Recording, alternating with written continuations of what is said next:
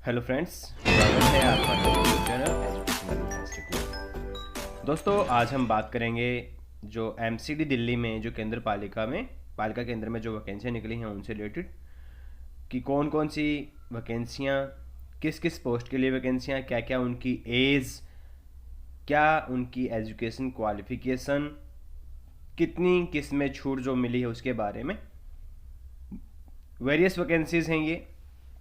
बहुत अच्छा मौका दोबारा मिला है बहुत सारे साथियों को जो गेस्ट टीचर के पहले फॉर्म नहीं फिल कर पाए थे उनके लिए, या जिन्होंने फिल कर दिए, अगर वो कहीं मेरिट लिस्ट में वहाँ पे रह जाते हैं तो यहाँ पे अप्लाई करने के लिए।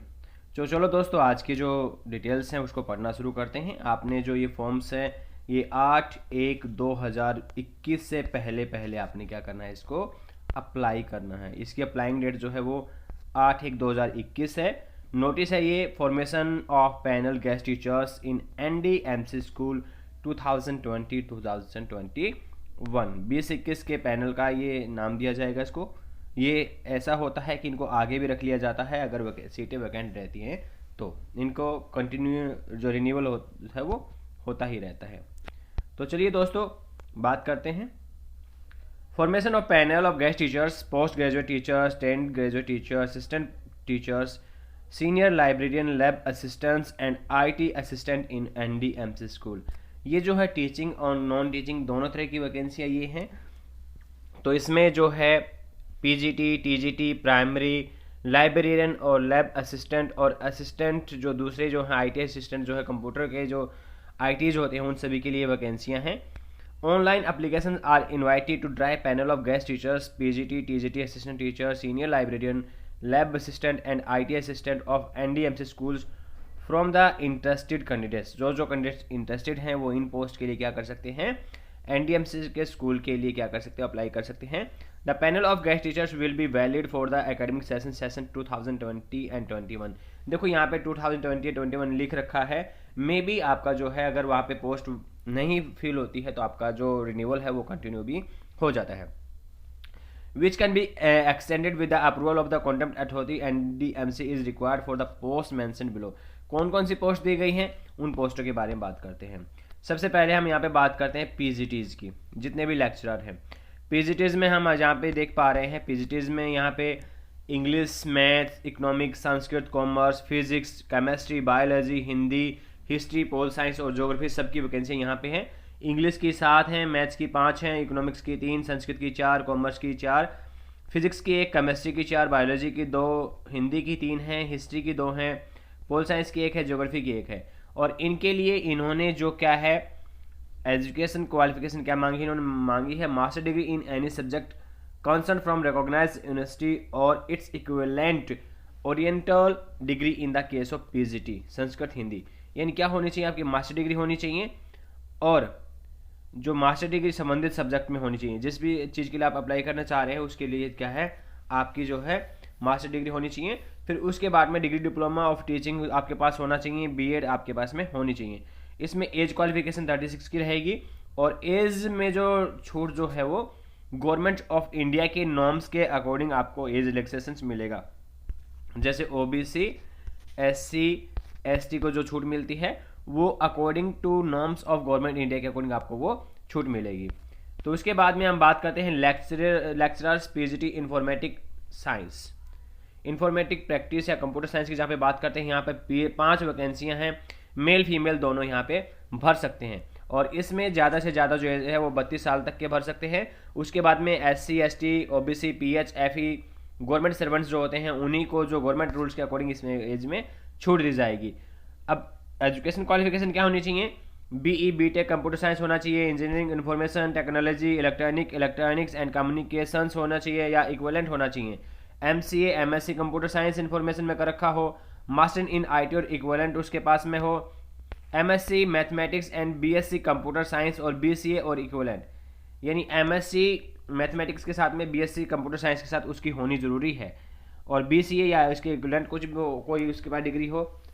D में आता है पोस्ट ग्रेजुएट डिग्री उसके पास मैथमेटिक्स में हो, फिजिक्स में हो, स्टैटिक्स में हो and 3 years diploma in computer engineering IT from an institution recognised by the ICTE university. और तो इन चीज़ों के द्वारा उसके पास में क्या होनी चाहिए, या फिर पोस्ट ग्रेजुएट डिग्री होनी चाहिए मैथमेटिक्स में, फिजिक्स में, और स्टैटिक्स एटलीस्ट 3 ग्रेजुएट डिप्लोमा जो उसके पास में क्या होना चाहिए, पोस्ट ग्रेजुएट डिप्लोमा जो है कंप्यूटर एप्लीकेशन में उसके पास में ICT अप्रूव्ड होना चाहिए।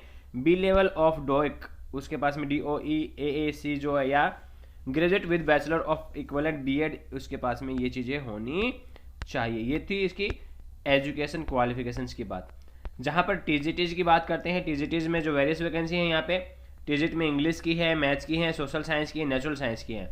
जहाँ पे इंग्लिश की 5 वैकेंसियाँ हैं, 6 वैकेंसियाँ हैं, तो वहीं पे मैथ की जो वैकेंसी हैं वो है यहाँ पे 8, सोशल साइंस की 5 है, तो जो फिजिकल साइंस या नेचुरल साइंस की यहाँ पे क्या है 5 वैकेंसियाँ यहाँ पे हैं।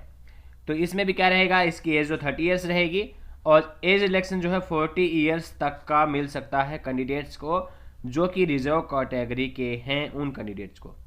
बैचलर डिग्री होनी चाहिए या पास ऑनर्स होना चाहिए वो फ्रॉम रिकॉग्नाइज यूनिवर्सिटी, और उसके जो 45% मार्क्स जो उसके पास में जरूर होने चाहिए।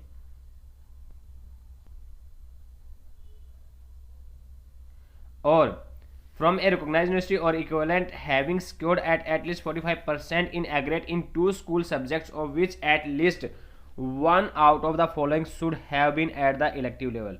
यानी इन सब्जेक्ट्स में से क्या करना चाहिए, जितने भी उसने पढ़ाई की है उस पढ़ाई में कम से कम 2 बार में उसके 45% से ज़्यादा मार्क आने चाहिए, और एक सब्जेक्ट उनका इलेक्टिव लेवल में होना चाहिए। इंग्लिश, मैथमेटिक्स, नेचुरल साइंस और ये जो सब्जेक्ट्स हैं इनमें एक कोई सब्जेक्ट उनका इलेक्टिव होना कंपलसरी है, अनिवार्य है। As per policy the definition of elective in RRs has been framed as that the candidate should have studied the main subject concerned as mentioned in RRs of at least 100 mark each in all parts years of graduation।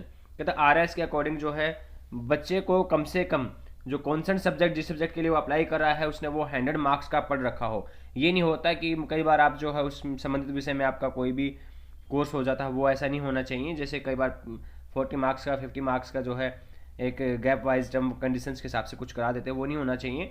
100 marks का यहाँ पे होना चाहिए। The elective word may also include main subject as practised in different universities. कहते हैं कि जो बहुत सारी यूनिवर्सिटीज़ में जो इलेक्टिव जो वर्ड है वो चल रहा है आजकल, इलेक्टिव जो है वो सब्जेक्ट पढ़ाए जाते हैं, वो भी होना चाहिए। सर्कुलेटेड वाइड PDE 3/42E3 99 60 1688 1699, ये जो कोई भी जो सर्कुलर है उसका इन्होंने कोई वो दिया है जो हम बताते हैं उसका रेफरेंस देते हैं, वो उन्होंने दिया है। The main subjects for TGT natural science physical education, ये सारी जो है आपकी जो है एजुकेशन क्वालिफिकेशंस यहाँ पे मांग रखी हैं। Not main subject of TGT natural science physical science shall be physics chemistry biology botany and zoology. TGT social science में जो history political science economics business studies sociology geography और साइकोलॉजी। डिग्री भी diploma in training education working knowledge of Hindi at least up to secondary level और equivalent और SAV certificate, ये जो है ज़रूरी है। उसके बाद में मॉडर्न लैंग्वेजेस में हिंदी की 11 हैं और संस्कृत की 10 वैकेंसियाँ यहाँ पे हैं। बहुत अच्छा मौका यहाँ पे हिंदी के जो कैंडिडेट्स हैं उन सभी के लिए है ये। इसमें बैचलर डिग्री होनी चाहिए ऑनर्स से in one of the modern Indian language concern और BA with MIL concern as one of the elective subject from a recognized university having 45% in aggregate with an additional language or an school subject as degree level। इसमें भी 30 years की है और 40 years तक आपको छूट मिल सकती है गवर्नमेंट नॉर्म्स के हिसाब से ही। और उसके बाद में कहता है कि equivalent oriented degree in MIL concern from a recognised university having 45% in aggregate. और थर्ड में है टीचर जो लैंग्वेज टीचर संस्कृत के है bachelor degree with Sanskrit as one of the elective subject from recognised university having score at 45% marks in aggregate equivalent oriented degree in Sanskrit from recognised university having score at least 45% in एग्रेट।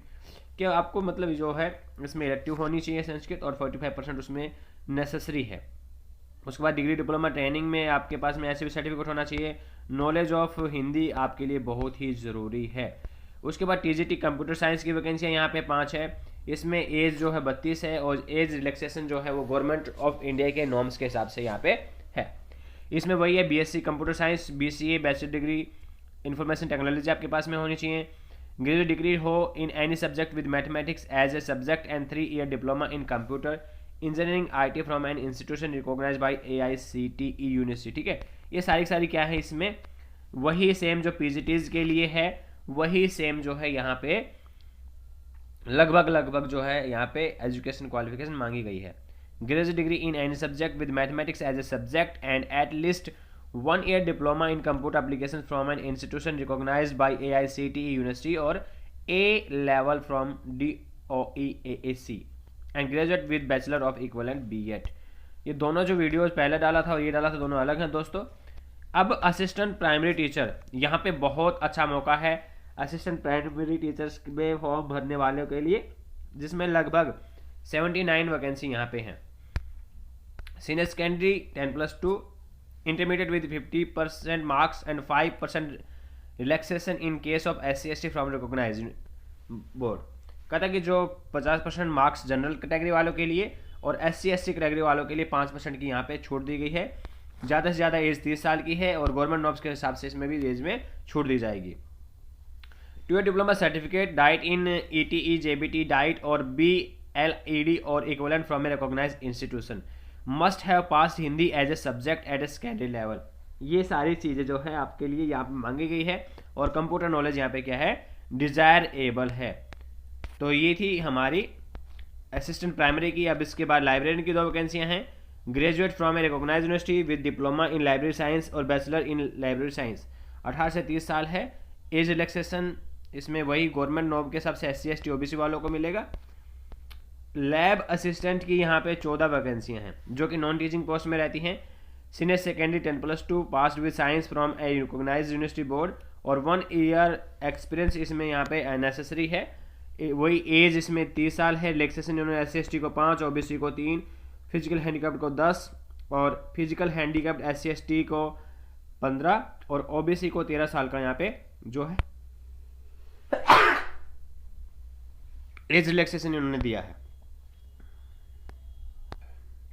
तो इन्होंने ये age relaxation इन्होंने government of India के हिसाब से दिया है। बात करते हैं IT असिस्टेंट की। 11 वैकेंसी IT असिस्टेंट की हैं।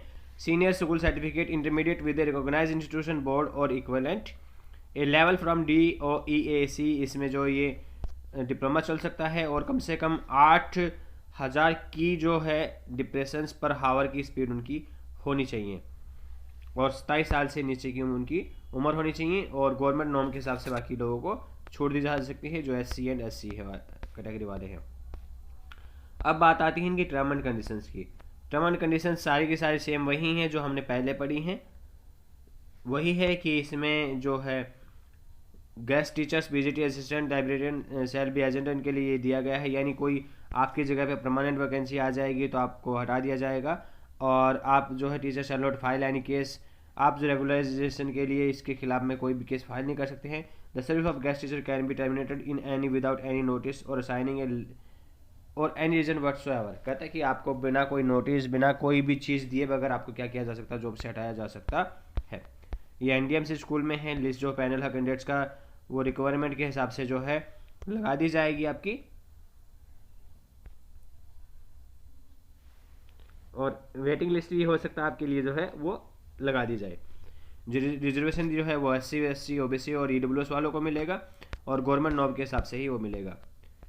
तो ये जो है आपने अब क्या करना है, इसमें जो आपने एप्लीकेशन है वो 25/12/2020 से लेकर के 8/1/2021 तक, ये जो 12 बजे तक जो है एप्लीकेशन जो है सबमिट की जाएंगी।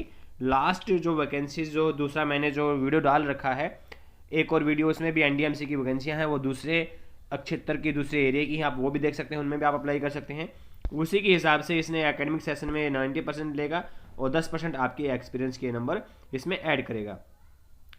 और जो है कि मेरिट लिस्ट के हिसाब से इनकी होगी तो उनको जैसे ही रेगुलर टीचर आएगा तो उनको हटा दिया जाएगा और मेरिट लिस्ट जो है वेबसाइट पर लगा दी जाएगी जब भी जैसे ही NDMC जो है प्रोसेस में कार्य आएगा उसी हिसाब से।